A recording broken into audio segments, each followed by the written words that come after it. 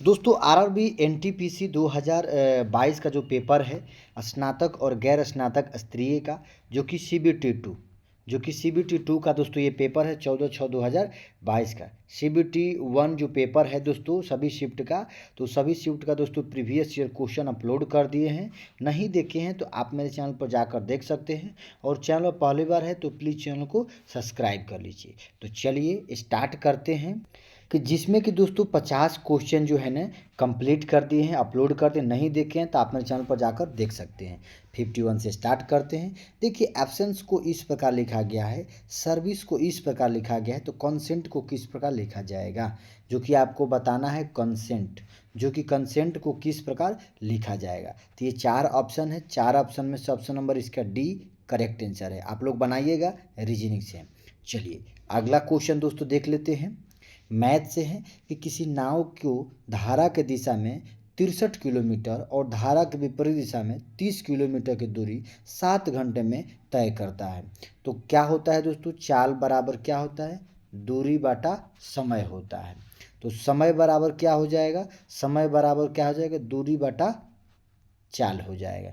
जबकि आपको समय दिया गया है और ये जो दिया गया कि दूरी दिया गया है, तो आपको चाल निकाल लेना है, चाल बराबर दूरी बटा समय। तो पहला जो है 63 किलोमीटर और विपरीत दिशा में 30 किलोमीटर 7 घंटे में लगता है।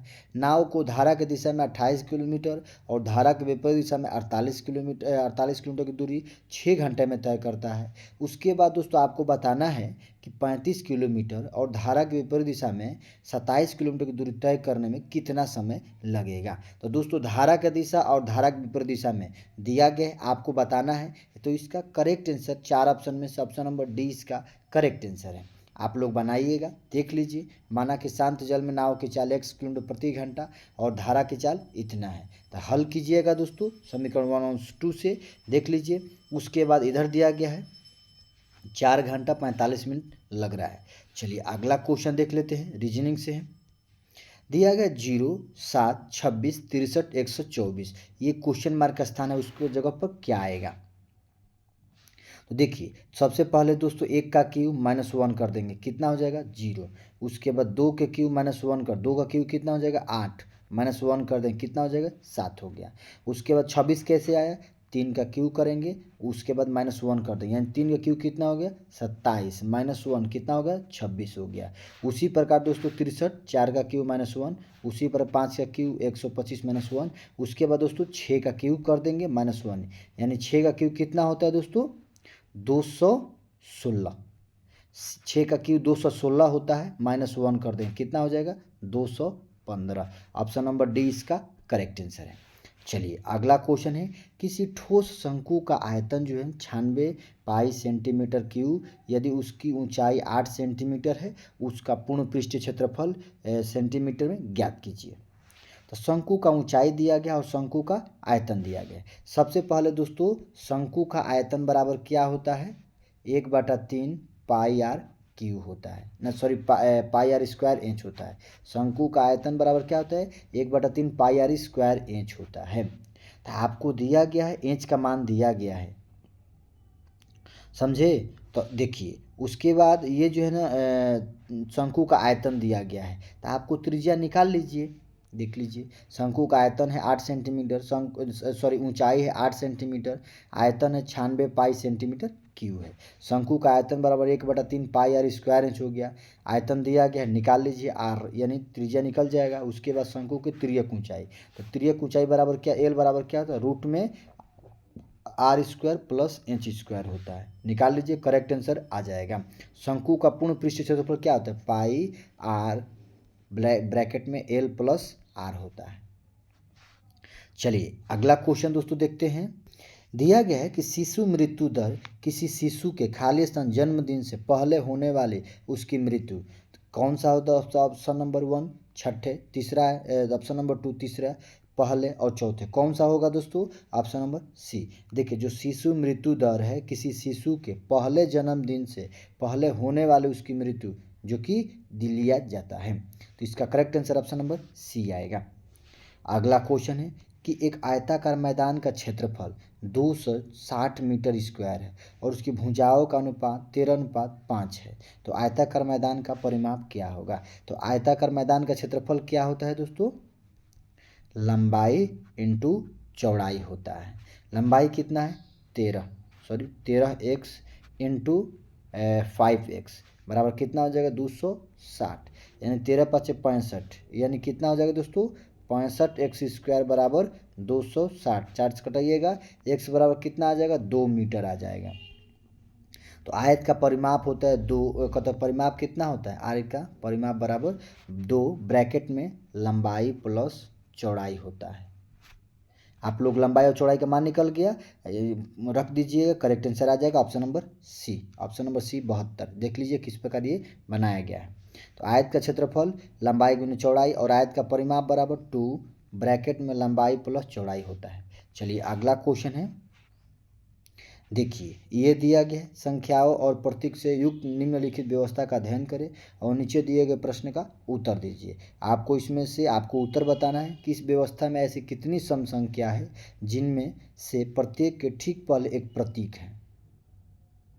कौन ऐसी सम संख्या है कितनी इतनी सम संख्या है जिसके पहले जो है ना, ठीक पहले एक प्रतीक संख्या है। तो ऑप्शन नंबर सी यानी 4 संख्या है।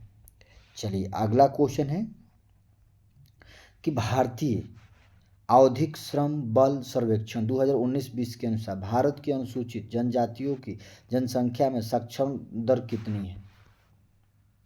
कितनी है दोस्तों जनजाति, अनुसूचित जनजातियों की जनसंख्या में साक्षरता दर कितनी है, ऑप्शन नंबर सी 70.10%। चलिए अगला क्वेश्चन है, 5 सहकर्मी हैं चांद, चांदनी, निधि, विक्रम और अजय एक पंक्ति में उत्तर की ओर मुख करके बैठे हैं। निधि और चंदनी पंक्ति के सिरे पर बैठे हैं, विक्रम पंक्ति के ठीक मध्य में बैठा है। समान अक्षर से शुरू होने वाले कोई भी दो व्यक्ति एक दूसरे के ठीक बगल में नहीं बैठे हैं। अजय विक्रम के बाईं ओर ठीक बगल में बैठा है, दाएं सिरे पर कौन बैठा है। तो रीजनिंग से दोस्तों इसका correct answer option number B आ जाएगा, निधि। चलिए अगला क्वेश्चन है कि व्यापक फसल बीमा योजना से प्रदान करने के उद्देश्य से शुरू हुई थी। कौन सी दोस्तों, ऑप्शन नंबर इसका जो है 1 है, सूखा, बाढ़ आदि के कारण फसल नष्ट होने की स्थिति में किसानों की वित्तीय सहायता। दोस्तों ये एनटीपीसी का सेट है, प्रीवियस क्वेश्चन है सीबीटी 2 का। चलिए अगला क्वेश्चन है, चलिए दिया गया है यदि किसी संख्या के 75% को 75 में जोड़ दिया जाता है तो परिणामस्वरूप प्राप्त संख्या मूल संख्या के बराबर होती है। देखिए मान लो किसी संख्या, मान लो संख्या x है, संख्या के 75% यानी 75/100 हो गया को 75 में जोड़ दिया था, यानी उस संख्या को 75 में जोड़ दिया, 75 जोड़ दिया, बराबर क्या होता है, परिणामस्वरूप प्राप्त संख्या मूल संख्या के बराबर। मूल संख्या कितनी है, x है, इसको x का मान निकाल लेंगे। करेक्ट आंसर ऑप्शन में कितना आ जाएगा, x का मान 300 आ जाएगा। ऑप्शन नंबर ए इसका करेक्ट आंसर है। चलिए अगला क्वेश्चन है कि 8 मित्र है एक वर्गाकार मेज के चारों ओर केंद्र की ओर मुख करके इस प्रकार बैठे हैं। उनमें से 4 इसके दोनों पर और 4 उसकी भुजाओं के मध्य में बैठे हैं। देखो ईशिन, मनमीत और ज्योति के ठीक बगल में बैठी है। हर्ष और रेखा के बीच केवल 3 व्यक्ति बैठे। नंदन इसी के दाईं ओर तीसरे स्थान पर बैठा है। परेश मनमीत के बाईं ओर दूसरे स्थान पर बैठा है। मीना और ईशिन के बीच केवल 3 व्यक्ति बैठा है। मनमीत रेखा के दाईं ओर ठीक बगल में बैठा है। नंदन के दाईं ओर दूसरे स्थान पर कौन बैठा है। तो देख लीजिए इसका डायग्राम, इसका जो correct answer option number C आएगा, परेश। ये किस प्रकार बनाया गया है। चलिए प्रश्न देख लीजिए। चलिए अगला क्वेश्चन दोस्तों देख लेते हैं। दिया गया है ये इसका जो मान ज्ञात करना है, आपको हल करना है, जोड़ना है। Correct answer option number C आ जाएगा। चलिए अगला क्वेश्चन है, रीजनिंग है दोस्तों। आपको बताना है कि होटल किस प्रकार लिख, देखिए शुगर को 11 है, पायलट को 12 है, तो होटल को क्या होगा, इसका नंबर क्या होगा दोस्तों, कोड इसका। तो ऑप्शन नंबर सी इसका करेक्ट आंसर है। चलिए अगला क्वेश्चन है, क्वेश्चन नंबर 65 है। कर्नाटक, तेलंगाना और आंध्र प्रदेश में गुड़ी पड़वा त्यौहार को किस अन्य नाम से जाना जाता है? देखिए, गुड़ी पड़वा जो है ना कर्नाटक, तेलंगाना और आंध्र प्रदेश में मनाया जाता है। किस नाम से जाना जाता है? देखो, उगादि या युगादि। ऑप्शन नंबर डी इसका करेक्ट आंसर है। गुड़ी पड़वा को उगादि और युगादि के नाम से जाना जाता है, जो कि इस दिन हिंदू नए वर्ष का आरंभ माना जाता है। चलिए अगला क्वेश्चन है, लक्ष्य सेन ने किसे हराकर इंडिया ओपन बैडमिंटन टूर्नामेंट 2020 में पुरुष एकल फाइनल जीता है? सी यू की, ली चोंगवेन, विक्टर एक्सलेसन और अब चौथा ऑप्शन है लोह किन यू।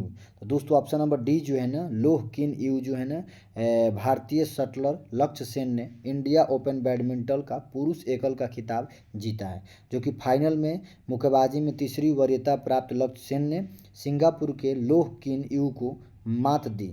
लक्ष्य सेन के करियर यह पहला सुपर 500 खिताब है। चलिए अगला क्वेश्चन है कि हाल ही में राष्ट्रीय सुपर कंप्यूटरिंग मिशन के अंतर्गत स्थापित सुपर कंप्यूटर परम प्रवेश की क्षमता कितनी है?